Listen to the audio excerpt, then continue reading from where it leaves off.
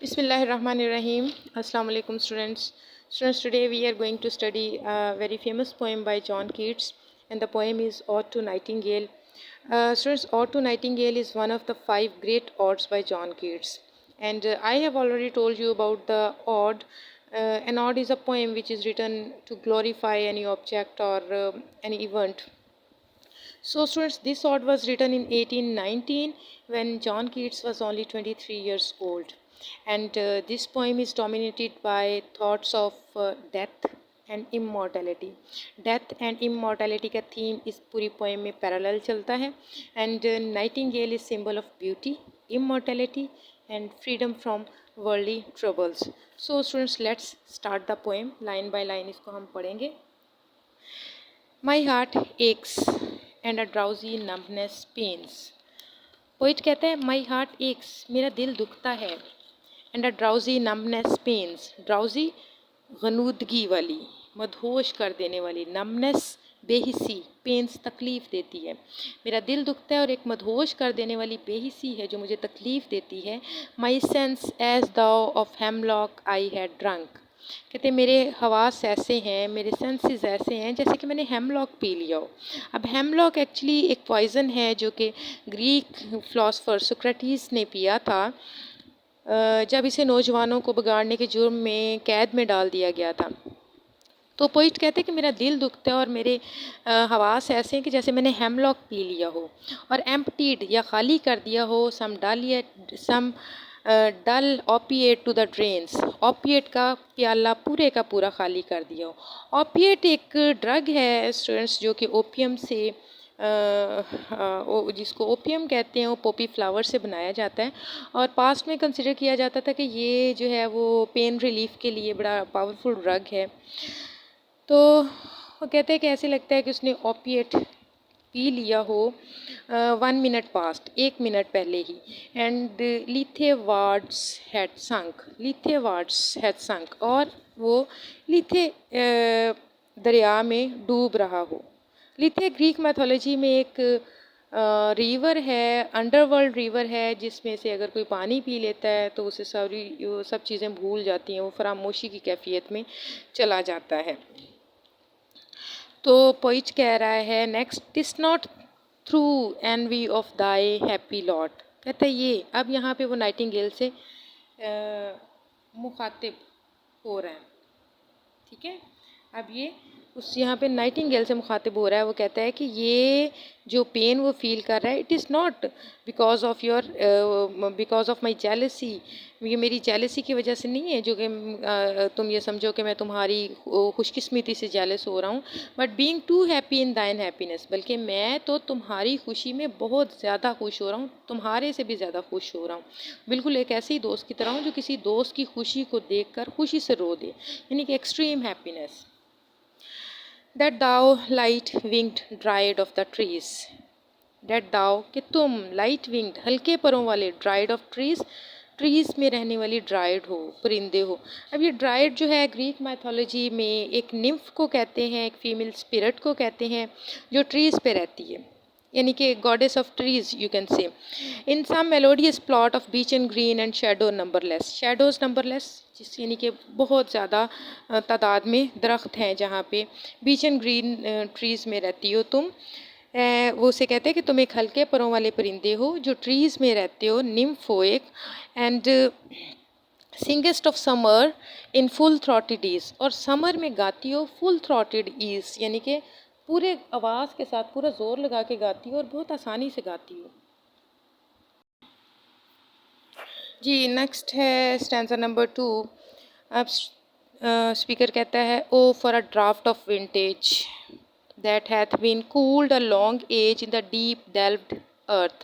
Oh for a draught of vintage, draft घोंट, vintage शराब, wish करता है वो कि मुझे शराब के घोंट की ज़रूरत है. दैट हैड बिन कूल्ड, जिसको ठंडा किया गया हो, अ लॉन्ग एज, बहुत लंबे अरसे तक, इन डीप डेल्व्ड अर्थ, ज़मीन को गहरा खोद कर इसमें दबा कर लंबे अरसे के लिए जिसको ठंडा किया गया हो, मुझे ऐसे शराब के घोंट की ज़रूरत है. Testing of flora and country green, flora का यानी कि फूलों का जिससे जायका महसूस हो, और कंट्री ग्रीन का जो है वो सरसब्ज़ो शादाब जो है वो इलाका उसे याद आ जाए। Next, dance and Provencal song and sunburnt mirth, और उस इलाके का डांस याद आ जाए, फ्रांस के इलाके के जो है वो सॉन्ग्स याद आ जाएं, और सनबर्न्ड मिर्थ यानी कि बहुत शदीद खुशी की याद आ जाए। अब वो नेक्स्ट कहता है कि O for the beaker full of the warm south, जो और ऐसा मुझे प्याला चाहिए, ऐसा बीकर, ऐसा प्याला चाहिए जो वार्म साउथ यानी कि जो ऐसी शराब का प्याला जो गर्म जनूब के इलाके से आई हो। नेक्स्ट देखें जी, full of true and blushful Hippocrene, जो कि सुर्ख हो हिपोक्रीन के चश्मे की तरह, with beaded bubbles winking at the brim, और जो उसके जाम के जो किनारे हैं ना, ब्रिम्स जो उसके जाम के किनारे हैं, उन तक शराब के बुलबुले मोतियों की तरह चमक रहे हों। ठीक है। एंड पर्पल स्टेन्ड माउथ, और जिससे मेरा जो मुंह है वो पर्पल स्टेन्ड हो जाए, यानी कि उस पर जामनी रंग जो है वो ज़ाहिर हो जाए, जामनी रंग का हो जाए मेरा मुंह। That I might drink and leave the world I unseen, और दैट आई माइट ड्रिंक, और जब मैं इस शराब को पीऊँ, and leave the world unseen, तो इस दुनिया को ना देखूँ, इस दुनिया को छोड़ दूँ, भूल जाऊँ। and with thee fade away into the forest dim, and with thee, और तुम्हारे साथ fade away गायब हो जाऊं, गुम हो जाऊं, in the forest dim, जंगल में, दूर जंगल में तुम्हारे साथ गुम हो जाऊं। नेक्स्ट स्टूडेंट्स देखें stanza number 3, fade away, fade far away, dissolve and quite forget, fade far away, मैं दूर गायब हो जाऊंगा, डिज़ोल्व गायब हो जाऊंगा, खो जाऊंगा, एंड क्वाइट फॉरगेट, और मुकम्मल तौर पर भूल जाऊंगा, what thou among the leaves has not hasn't never hast never known, what thou among the leaves has never known, जिसको वो बातें मैं भूल जाऊंगा जिसको तुमने इन लीव्स के दरमियान में रहते हुए कभी नहीं जाना। ठीक है, क्योंकि वो नाइटिंगेल तो इंसानों की दुनिया में रहने वाला नहीं है, और वो इंसानों की दुनिया की ट्रबल्स को नहीं, मुश्किलात को, परेशानियों को नहीं जानता। तो कहता है कि मैं, स्पीकर कहता है, मैं तुम्हारे साथ जो है वो जंगल में गुम हो जाऊंगा, और उन चीज़ों को भुला दूंगा जिनको तुम, चूँकि लीव्स में रहती हो, जंगल में रहती हो, तुम्हें नहीं पता सब कुछ, मैं जिनको मैं चीज़ों को जानता हूँ उनको मैं भूल जाऊँगा। अब वो कौन कौन सी चीज़ें हैं, वो कहते हैं द वेरीनेस, थकावट को, द फीवर बुखार को, एंड फ्रेट और चिड़चिड़ेपन को, here where men sit and hear each other groan, यहाँ वेयर मैन सिट जहाँ लोग बैठते हैं, इंसान बैठते हैं, एंड हियर सुनते हैं, ईच अदर ग्रॉन, ग्रॉन का मतलब होता है दुख से, दर्द से कराहना, यहाँ जहाँ इंसान बैठते हैं और एक दूसरे के दुख दर्द को सुनते हैं। Where palsy shakes a few sad last grey hairs, जहाँ पे palsy shakes a few sad last grey hairs, जहाँ पे रेशे की बीमारी, रेशे की बीमारी होती है जिसमें जो बुढ़ापे में अक्सर लोगों पे तारी हो जाती है। ठीक है, पैल्सी रेशे की बीमारी को कहते हैं, और शेक्स यहाँ जहाँ पे रेशे की बीमारी हिलाती है, हिला देती है, परेशान कर देती है, फ्यू कुछ लोगों को, सैड लास्ट ग्रे हेयर्स जो कि बूढ़े होते हैं, उदास कर देती है उनको। ठीक है, नेक्स्ट देखें वेयर यूथ ग्रोस पेल, जहाँ पे यूथ ग्रोस पेल, जहाँ पे नौजवान जो है वो जर्द पड़ जाते हैं, जहाँ नौजवान जर्द पड़ जाते हैं, एंड डाइज और मर जाते हैं, जहाँ अब यहाँ पे डेथ का हमें थीम नज़र आ रहा है, क्योंकि जो जॉन कीट्स है उसकी मदर की डेथ जो है वो ट्यूबरक्लोसिस से हुई थी, उसके बाद उसका भाई टॉम जो है वो भी ट्यूबरक्लोसिस में मुब्तला था, उसकी भी डेथ उसी से हुई। और जो जॉन कीट्स है, जब उसने ये पोएम लिखी, he was also suffering from tuberculosis. तो यहाँ पे हमें डेथ का थीम जो है वो नज़र आता है। नेक्स्ट देखिए, where but to think is to be full of sorrow. ये जगह जहाँ पे but to think is to be full of sorrow, जहाँ दुखों के अलावा सोचने को कुछ नहीं है। एंड लेडन आइड डिस्पेयर्स, और जहाँ पे हर किसी की आंख जो है वो मायूसी से भरपूर है। Where beauty can not keep her lustrous eyes, जहाँ खूबसूरती अपनी लस्ट्रस आइज़ चमकदार आंखें, जहाँ खूबसूरती अपनी आंखों की चमक बरकरार नहीं रख सकती है। और new love pine at them beyond tomorrow, और नई मोहब्बत को, जहाँ ये दुनिया ऐसी है जहाँ जो नई नई मोहब्बत में मुब्तला होने वाले लोगों को एक दूसरे से जुदा कर देगी। Next stanza number 4, away away for I will fly to thee. Away away, दूर दूर, for I will fly to thee, मैं तुम्हारे साथ दूर उड़ जाऊंगा। वो स्पीकर जो है नाइटिंगेल को मुखातिब होकर कह रहा है कि मैं तुम्हारे साथ, है बुलबुल, मैं तुम्हारे साथ दूर उड़ जाऊंगा। Not charioted by Bacchus and his part, मेरी, और कहते हैं not charioted by Bacchus and his parts. Bacchus जो है वो शराब का देवता है ग्रीक मैथोलॉजी में। तो कहते हैं मेरी बग्गी को बक्कस देवता या इसके साथी नहीं लेके जाएंगे।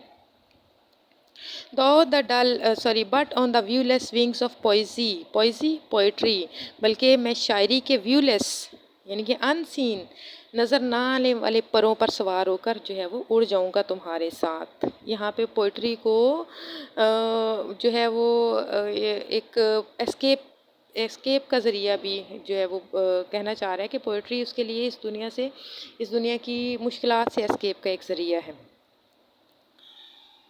नेक्स्ट स्टूडेंट्स वो कह रहा है कि though the dull brain perplexes and retards, अगरचे कहता है मेरा जो ब्रेन है डल है और परप्लेक्सिस पेचीदगियाँ पैदा करता है, एंड रिटार्ड्स और देर लगाता है। ऑलरेडी विद दी, लेकिन कहता है मैं तो पहले से तुम्हारे साथ शामिल हो चुका हूँ।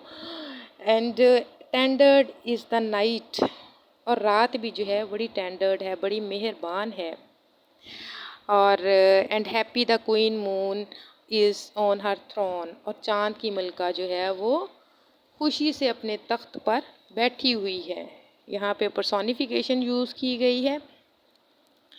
नेक्स्ट देखें, क्लस्टर्ड अराउंड बाय ऑल हर स्टारी फेस, इसके इर्द गिर्द जो है वो क्लस्टर है स्टार्स का, सितारों की परियों का फेस, स्टारी फेस, सितारों की परियों का जो है वो क्लस्टर है, झुंड है। चांद की मलका के आसपास सितारों की परियों का झुंड है। But here there is no light, मगर यहाँ कहता है कोई रोशनी नहीं है। Save what from heaven is with the breezes blown, सिर्फ कहता है जन्नत से आने वाली ठंडी हवा के साथ जो रोशनी आ रही है ना, वही यहाँ पे विजिबल है। और through verdurous glooms and winding mossy ways, और वो रोशनी ज़मीन पर जो है वो वाइंडिंग मॉसी वेज, मॉसी यानी कि ऐसे रास्ते जिनके ऊपर मॉस यानी कि काई उग गई हो, काई ज़दा, वाइंडिंग बल खाते हुए। और कहते हैं कि ये रोशनी जो है ज़मीन पर सरसब्ज़ शादाब और तारीक बलदार रस्तों से होकर आ रही है। जी, स्टैंजा नंबर 5 पोइट कह रहा है, I can not see what flowers are at my feet, मैं नहीं देख सकता कि मेरे पैरों तले जो है वो किस किस्म के फूल हैं। Nor what soft incense Hanks upon the boughs, और ना ही मैं उस सॉफ्ट इंसेंस नरम खुशबू को महसूस कर पाता हूँ जो दरख्त की शाखों से लटक रही है। जी, नेक्स्ट कह रहा है वो कि but in embalmed darkness guess each sweet, लेकिन मैं इस खुशबूदार एम्बाम्ड खुशबूदार डार्कनेस तारीकी में गेस, अंदाज़ा लगा सकता हूँ, ईच स्वीट, हर खुशबू का, wherewith the seasonable month endows, ठीक है, जो कि इस सीजनेबल मंथ ने यानी कि इस मई के महीने ने तोहफे के तौर पे दी है। The grass, the thicket and the fruit tree wild. The grass वो घास, द थिकेट झाड़ियाँ, and the fruit tree wild और वाइल्ड जंगली फूलों के जो दरख्त हैं मैं उनका अंदाज़ा लगा सकता हूँ, गेस कर सकता हूँ। वाइट हैथॉर्न एंड द पेस्ट्रल एग्लेंटाइन, और सफ़ेद हैथॉर्न के फूलों को भी मैं देख सकता हूँ, उनका अंदाज़ा कर सकता हूँ, और जंगली एग्लेंटाइन का जो पौधा है उसका भी मैं अंदाज़ा कर सकता हूँ। नेक्स्ट, जी, fast fading violets covered up in leaves. Fast fading, तेज़ी से फेड होते हुए, मध्यम होते हुए वायलेट्स, अर्गवानी रंग के फूल, कवर्ड अप इन लीव्स, जिनको पत्तों ने ढांपा हुआ है, एंड मिड मेज एल्डस्ट चाइल्ड, और जो मिड मई का सबसे बड़ा बेटा है, सबसे बड़ा बच्चा है, मैं उसको भी पहचान सकता हूँ। The coming musk rose full of dewy wine, जो कि मस्क रोज है, यानी कि मस्क रोज को क्या कहा गया है, मिड मई का सबसे बड़ा जो है बच्चा उसको कहा गया है। मस्क रोज जिस पर के शबनम के कतरे शराब के कतरों की तरह के लगते हैं। Full of dewy wine. The murmurous haunt of flies on summer eves, और मर्मरस हॉन्ट ऑफ फ्लाइज बनबनाती हुई मक्खियों की जो आवाज़ होती है, कहते हैं बनबनाती हुई मक्खियाँ मौसम गर्मा की शामों में उन्होंने जो मस्क रोज़ को ढांपा हुआ है उनको मैं पहचान सकता हूँ, अपनी सेंसेस से उनका अंदाज़ा लगा सकता हूँ। इस पोएम में ना एक्चुअली ये जो है उसने सारी सेंसेस को अपील करती है। तो जितनी भी सेंसेस इसमें 5 सेंसेस हैं उन सारी सेंसेस को ये इस पोएम में अपील करने वाले उसने वर्ड्स यूज़ किए हुए हैं। नेक्स्ट आंसर नंबर 6 देखें। डार्कलिंग आई लिसन, अंधेरे में मैं सुनता हूँ, and for many a time, और बहुत मर्तबा, I have been half in love, मैं थोड़ा बहुत आधा अधूरा मोहब्बत में मुबतला रहा हूँ, विद इज़ फुल डेथ, आसानी से आने वाली मौत के। कहते हैं अंधेरे में मुझे सुनाई देता है और बहुत मर्तबा मैं आसानी से आने वाली मौत की मोहब्बत में आधा मुबतला रहा हूँ, ठीक है, यानी कि हाफ उससे लव करता रहा हूँ। Called him soft names in many amused rhymes, और मैं उसे नाम देता हूँ, यहाँ पे हिम मौत को पर्सोनीफाई किया गया है। Called him soft names in many, मैं इसे सॉफ्ट नेम से पुकारता हूँ, मैनी म्यूज्ड राइम्स, अपनी नज़मों में, अपनी राइम्स में मैं इसको बड़े खूबसूरत नामों से पुकारता हूँ। To take into the air my quiet breath, ये जो है वो मेरे खामोश सांस को हवाओं में ले जाती है, ठीक है।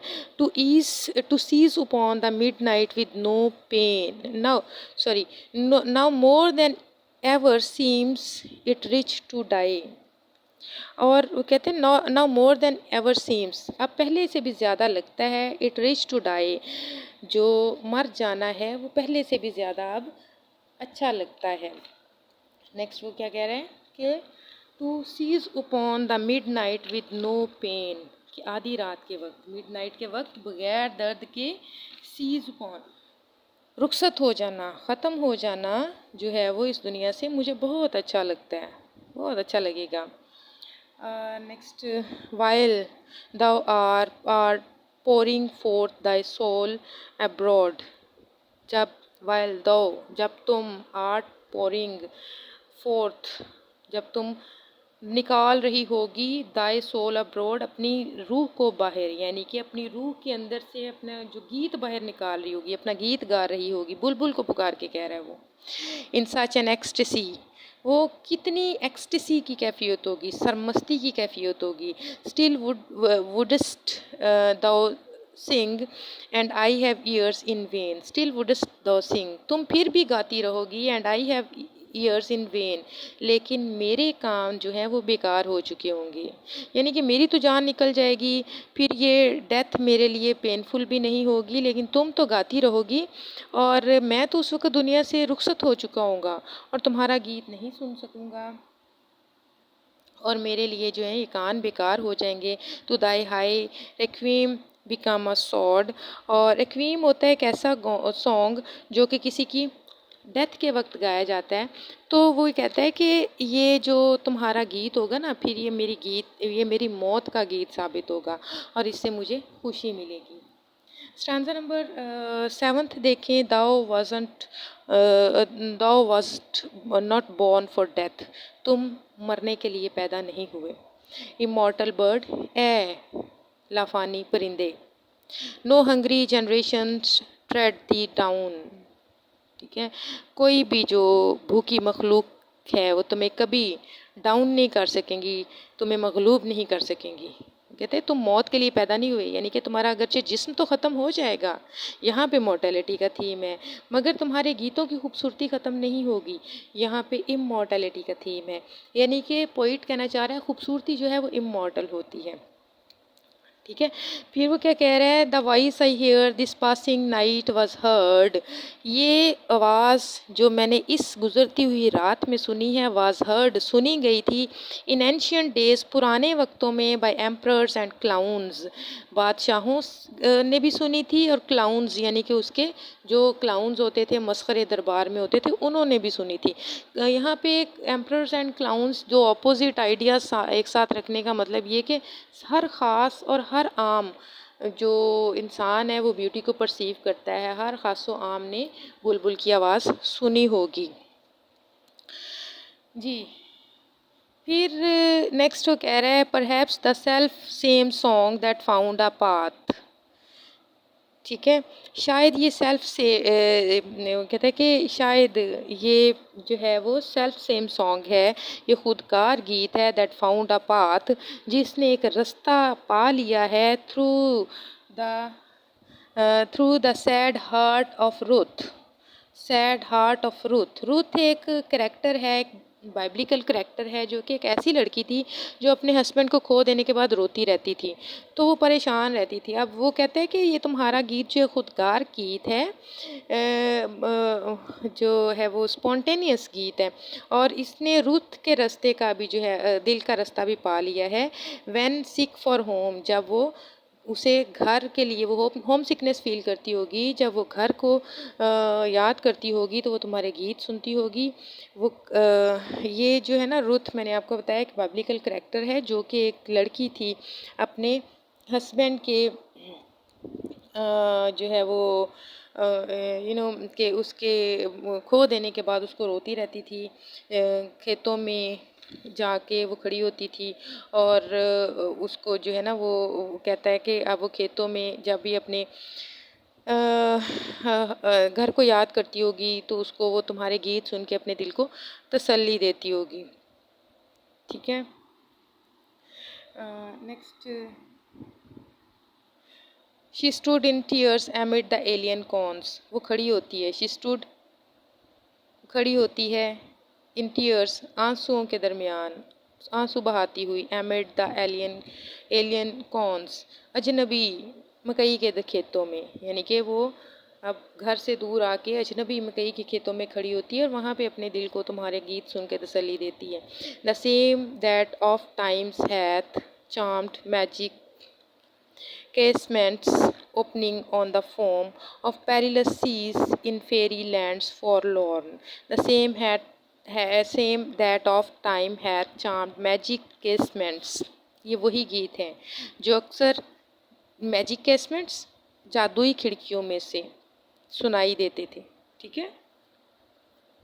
Opening on the foam of perilous seas, जो कि झाग वाले पेरिलस ख़तरनाक समंदरों की तरफ खुलती हैं, वो खिड़कियाँ जो झाग वाले ख़तरनाक समंदरों की तरफ खुलती हैं। इन फेरी लैंड्स फॉरलॉर्न, जो कि इन फेरी लैंड्स जो कि परियों के इलाकों में एक ख़तरनाक समंदरों की तरफ खिड़कियाँ खुलती हैं, वहाँ पे भी ये गीत सुनाई देते होंगे।